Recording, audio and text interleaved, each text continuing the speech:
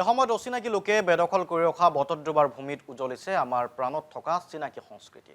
165 বিঘা মাটিত 200 কোটিৰো অধিক টকা খৰচ কৰি নিৰ্মাণ কৰা হৈছে মহাপুৰুষ শ্ৰীমন্ত শংকৰদেৱ আবিৰ্ভাৱ ক্ষেত্ৰ। এই বৃহৎ প্ৰকল্প কাইলৈ মুকলি কৰিব গৃহমন্ত্ৰী অমিত শ্বাহে, যাৰ বাবে এতিয়া উদুলি মুদুলি হৈ পৰিছে গুৰুজনাৰ জন্মস্থান। খিলঞ্জীয়াৰ ভূমি বেদখল কৰিছিল অচিনাকি লোকে। অচিনাকি আঁতৰিল, চিনাকি সংস্কৃতি জিলিকি উঠিল।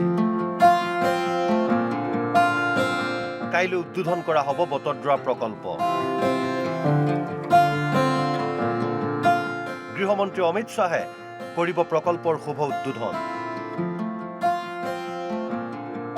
মহাপুৰুষ শ্ৰীমন্ত শংকৰদেৱৰ স্মৃতি বিজড়িত পবিত্ৰ স্থান বটদ্ৰৱাৰ নৱনিৰ্মিত সাংস্কৃতিক প্ৰকল্প তথা শ্ৰীমন্ত শংকৰদেৱ আবিৰ্ভাৱ ক্ষেত্ৰৰ শুভ উদ্বোধনৰ বাবে কাইলৈ বটদ্ৰৱাত উপস্থিত হ'ব গৃহমন্ত্ৰী অমিত শ্বাহ। কেন্দ্ৰীয় গৃহমন্ত্ৰীৰ বটদ্ৰৱাৰ আগমনক লৈ উখল মাখল পৰিৱেশে বিৰাজ কৰিছে।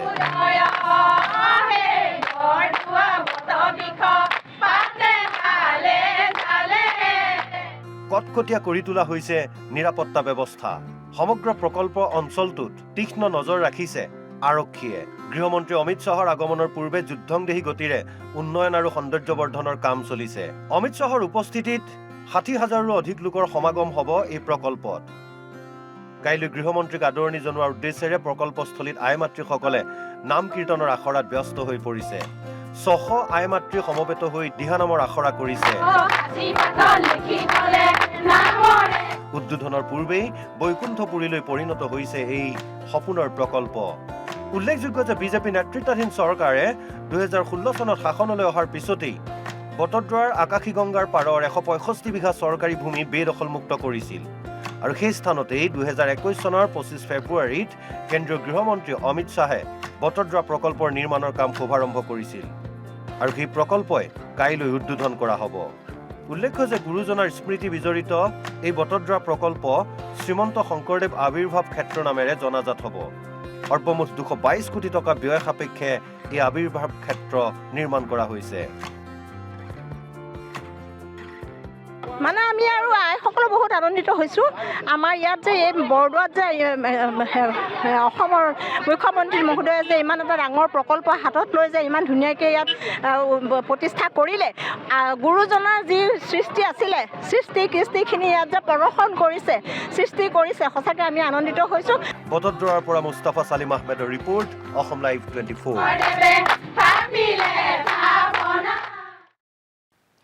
এসময়ত অচিনাকি লোকে বেদখল কৰি ৰখা বটদ্ৰৱাৰ ভূমিত উজলিছে আমাৰ প্ৰাণত থকা চিনাকি সংস্কৃতি।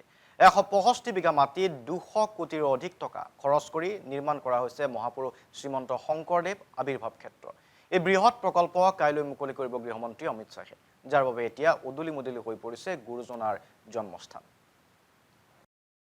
খিলঞ্জীয়াৰ ভূমি বেদখল কৰিছিল অচিনাকি লোকে। অচিনাকি আঁতৰিল, চিনাকি সংস্কৃতি জিলিকি উঠিল।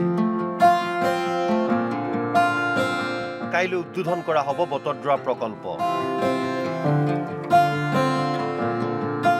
গৃহমন্ত্ৰী অমিত শ্বাহে কৰিব প্ৰকল্পৰ শুভ উদ্বোধন।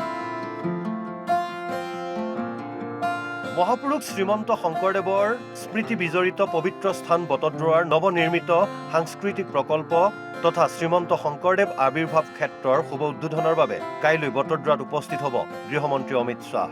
কেন্দ্ৰীয় গৃহমন্ত্ৰীৰ বটদ্ৰৱাৰ আগমনক লৈ উখল মাখল পৰিৱেশে বিৰাজ কৰিছে।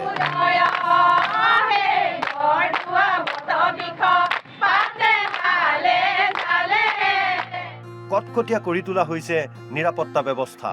সমগ্ৰ প্ৰকল্প অঞ্চলটোত তীক্ষ্ণ নজৰ ৰাখিছে আৰক্ষীয়ে। গৃহমন্ত্ৰী অমিত শ্বাহৰ আগমনৰ পূৰ্বে যুদ্ধংদেহী গতিৰে উন্নয়ন আৰু সৌন্দৰ্যবৰ্ধনৰ কাম চলিছে। অমিত শ্বাহৰ উপস্থিতিত 60,000ৰো অধিক লোকৰ সমাগম হ'ব এই প্ৰকল্পত। কাইলৈ গৃহমন্ত্ৰীক আদৰণি জনোৱাৰ উদ্দেশ্যেৰে প্ৰকল্পস্থলীত আই মাতৃসকলে নাম কীৰ্তনৰ আখৰাত ব্যস্ত হৈ পৰিছে। 600 আই মাতৃ সমবেত হৈ দিহানামৰ আখৰা কৰিছে। উদ্বোধনৰ পূৰ্বেই বৈকুণ্ঠপুৰীলৈ পৰিণত হৈছে এই সপোনৰ প্ৰকল্প। উল্লেখযোগ্য যে বিজেপি নেতৃত্বাধীন চৰকাৰে 2016 চনত শাসনলৈ অহাৰ পিছতেই বটদ্ৰৱাৰ আকাশীগংগাৰ পাৰৰ 165 বিঘা চৰকাৰী ভূমি বেদখলমুক্ত কৰিছিল। আৰু সেই স্থানতেই 2021 চনৰ 25 ফেব্ৰুৱাৰীত কেন্দ্ৰীয় গৃহমন্ত্ৰী অমিত শ্বাহে বটদ্ৰা প্ৰকল্পৰ নিৰ্মাণৰ কাম শুভাৰম্ভ কৰিছিল আৰু সেই প্ৰকল্পই কাইলৈ উদ্বোধন কৰা হ'ব উল্লেখ্য যে গুৰুজনাৰ স্মৃতি বিজড়িত এই বটদ্ৰা প্ৰকল্প শ্ৰীমন্ত শংকৰদেৱ আবিৰ্ভাৱ ক্ষেত্ৰ নামেৰে জনাজাত হ'ব সৰ্বমুঠ 222 কোটি টকা ব্যয় সাপেক্ষে এই আবিৰ্ভাৱ ক্ষেত্ৰ নিৰ্মাণ কৰা হৈছে মানে আমি আৰু আইসকলো বহুত আনন্দিত হৈছোঁ আমাৰ ইয়াত যে এই বৰদোৱাত যে অসমৰ মুখ্যমন্ত্ৰী মহোদয়ে যে ইমান এটা ডাঙৰ প্ৰকল্প হাতত লৈ যে ইমান ধুনীয়াকৈ ইয়াত প্ৰতিষ্ঠা কৰিলে গুৰুজনাৰ যি সৃষ্টি আছিলে কৃষ্টিখিনি ইয়াত যে প্ৰদৰ্শন কৰিছে সৃষ্টি কৰিছে সঁচাকৈ আমি আনন্দিত হৈছোঁ বটদ্ৰাৰ পৰা মুস্তাফা চালিম আহমেদৰ ৰিপৰ্ট অসম লাইভ 24